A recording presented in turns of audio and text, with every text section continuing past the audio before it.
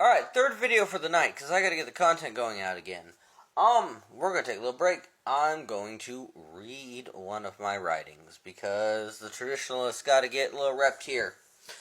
So I'm going to read from something I recently wrote.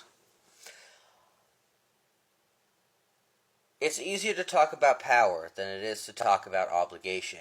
It's easier to describe the world as a nightmare than to admit how much of that nightmare is sustained by ordinary refusal, ordinary comfort, ordinary cowardice, ordinary delay. The world is unstable. Everyone can see it. It's loud, it's bitter, it's anxious, it's full of causes and slogans and despair. In times like this, people ask the old question, why doesn't the divine fix it? Why does evil exist? Why doesn't someone with infinite power intervene? There are libraries of answers to that. I'm interested in the question that follows close behind it and burns hotter in my mind. What about us? If we claim we are good, if we claim to have light, if we claim to have any power with magic at all, spiritual, moral, social, financial, why do we keep acting like spectators? And to that point, this is a statement of the art under moral law. It is written towards practitioners who want seriousness. I have written this against decadent power. It is written as a refusal to hide behind private revelation while people suffer in public.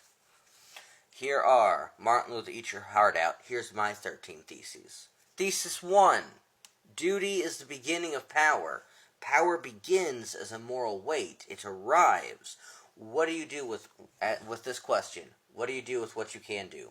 Many people crave the feeling of potency, then they recoil from the burden that it implies.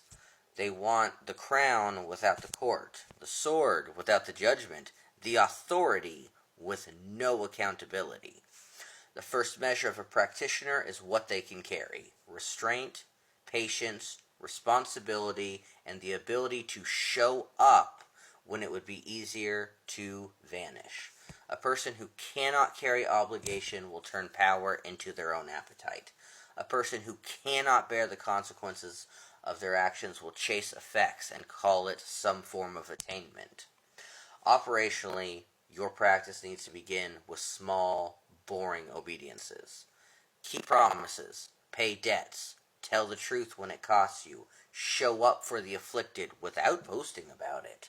If your life can't hold these things, your entire ritual and everything you do just becomes theater. It's beautiful on the surface, but it's rotten in the frame. Thesis 2. Capacity creates obligation. Duty forms wherever capacity exists. Capacity can mean multiple things: time, money, education, influence, safety, stability, skill, access, stamina, credibility, community position, and any advantage you did not earn alone. Capacity also means proximity, being close enough to suffering to interrupt it. If you can see it, you've been implicated. The moment you can help, it changes the moral question.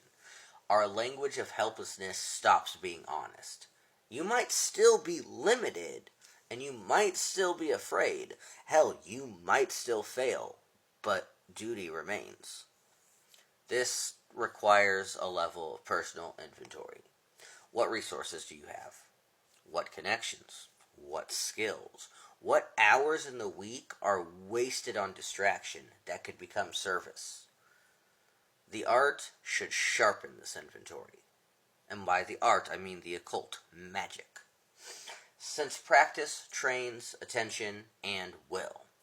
A practitioner who can track planetary hours can track their own capacity. A practitioner that can fast can redirect money. A practitioner that can consecrate a space can show up in the real places where harm is occurring. This is going to be a multi-part video, I can already feel it. Thesis 3. Withheld compassion still counts. There's harm that we do by our hands, and there's harm done by withholding these hands. Neglect has consequences. Avoidance has consequences. Delay has consequences. People love to imagine evil as a villain with a grin. Ordinary refusal does more work than any villain ever could. When you withhold compassion, it leaves people isolated in their worst moments. If you withhold aid, emergencies turn into funerals. I've seen it happen. If you withhold courage, predators are allowed to keep their time. A practitioner who can relieve suffering and chooses their own comfort instead participates in the machinery of that suffering. This demands a practice of interruption. You build the reflex to do something. Do something small first. Check on the person you've been avoiding. Give money with no story attached if you can. Apologize. Intervene in a room where you're seeing cruelty happening. Stop lying by omission. Then you build bigger. Commit to one sustained work of mercy and keep it. Consistency matters more than intensity.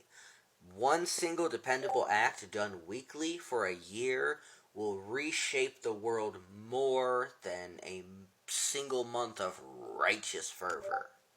We don't need to do that. Thesis 4. This one I think people have an issue with. The art does answer to moral law. Success does not cleanse an act. Outcomes can be impressive while the soul and the spirit and the community deform. A rite that works can still be a level of corruption. Many traditions already hold this. They built boundaries and warnings into their work because they knew what power does to the undisciplined. Any operation that treats another person as an instrument trains the operator straight up into predation. The art and those who wield it must answer to a standard higher than effect. Whether the art can be justified, whether it honors the dignity of the other, whether it can be willed as a principle instead of smuggled in as your own little private thing. You must be able to say plainly what is the aim and who pays for it. If if your spell, what is its aim and who pays for it? If that answer requires punching down and requires someone else's degradation, coercion, dispossession, humiliation, your operations failed before it began. If the answer requires you to lie, to fracture your trust, to hollow out your conscience, or to build your own private empire, the operation has also failed. The magic becomes cleaner as soon as you accept that certain results, while doable, are forbidden. 5. Private revelation remains answerable. Experience deserves a level of seriousness. It also requires discipline. The easiest idol for any practitioner to worship is themselves and their own interior. People will call things gnosis and treat it as immunity. They want to be beyond critique. They want a private universe where no one can question their claims, because questioning this is a level of violence to their ego. A vision that cannot be sat and examined is vanity. Any message that would authorize harm should be treated as a temptation until proven otherwise. Self-deception is incredibly common. Confirmation bias is incredibly common. Spiritual inflation is an incredibly common thing. When you add magic into it, you intensify all of it. You need protocols. Write your experience down. Separate what happened from what you concluded. Compare it to your known patterns. Check what you wanted beforehand. Examine what it permits you to do next.